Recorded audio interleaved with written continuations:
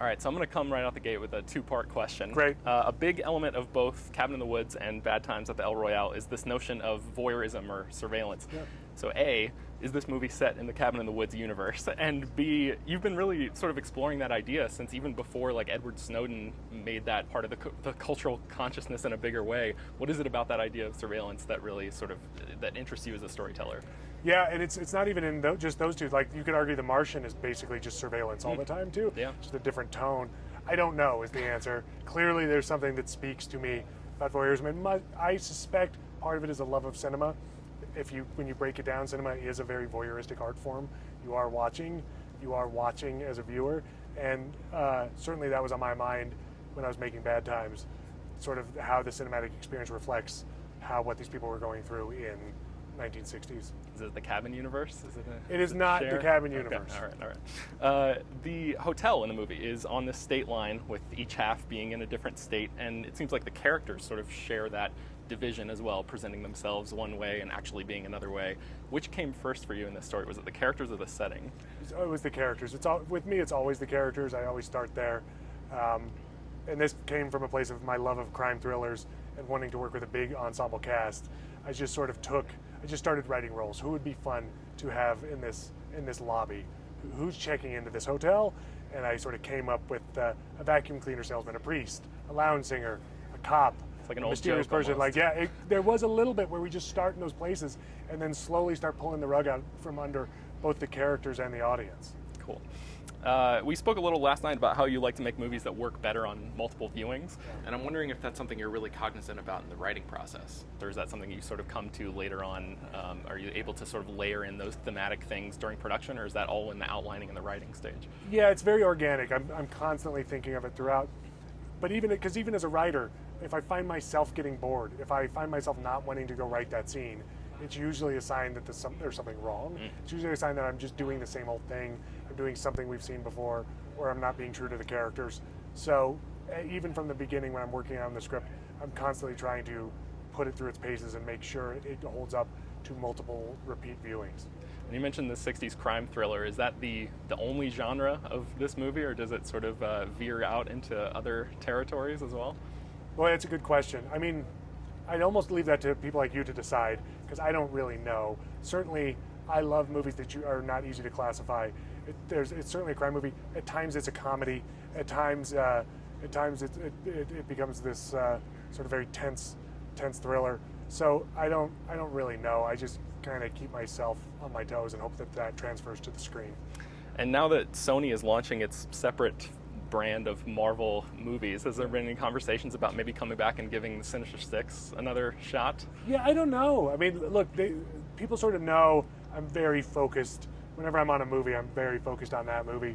So I'll sort of come up for air once we deliver Bad Times and see what the landscape of the world is like.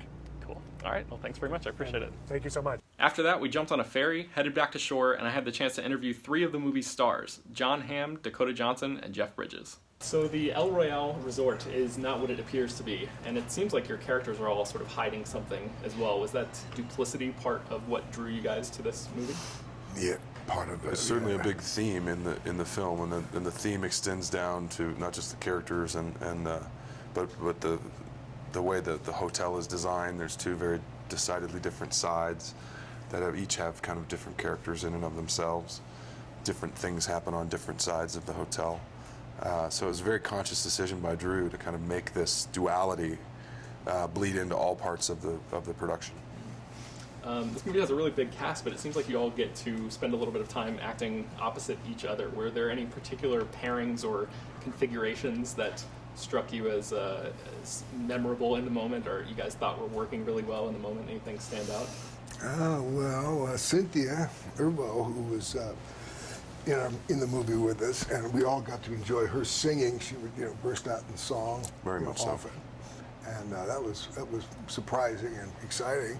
Did you jam with her a little bit? I know Well, you're yeah, a a musician little as bit. well. She was sort of like a jukebox in a way. You could say, "How about this one?" And she would burst out and give you that song.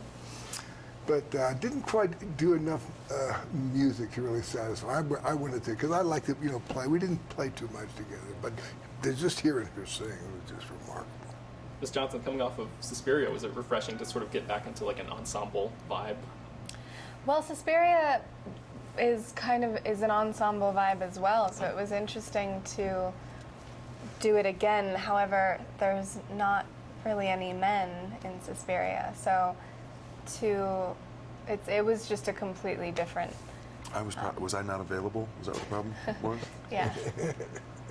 Yeah. Sorry. So they were like, well, we're just gonna have to go with a woman. Fair enough. But it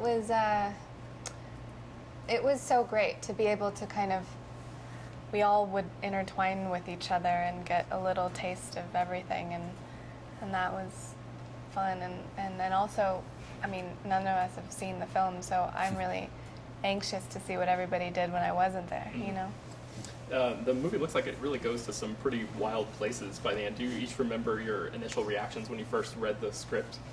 Mine was just surprise. I hadn't read anything this kind of original in quite some time. I remember the last time I had the experience of putting something down and saying, I definitely want to do this, without having a conversation about it or thinking about it or can I or should I or would I, was when I read the script for the episode of Black Mirror that I did, because it was also just wildly original, and I knew I could do it, and it was offered to me, so I knew I had the option. So I just that was what shook me. It was like in today's kind of movie-going landscape, these are fewer and further between, these one-off, completely original stories that have this much attention to detail and this much artistry to them at all levels of the production. What about you? First reactions reading the script? I just loved the attention to detail across the board in every character, and in the language that each character uses, and the detail in the storylines and the set descriptions, and the music cues are so important, and it's so layered that it's I felt like every time I read the script I discovered so much more, and then it's like most of the work is done for you when you're building a character. Just so special. I think I have time for one more question with you guys. Is the setting in this movie just as important to you as the character in the film? Does being in that late 1960s time period inform your physicality as characters? Totally. Oh yeah. And the hotel, the El Royale, is almost a character unto itself in the film. Yeah, it's very evocative of a lot of things, personally, but I think for the audience, there's this attachment to that era of the '60s that this movie kind of subverts in a really surprising way.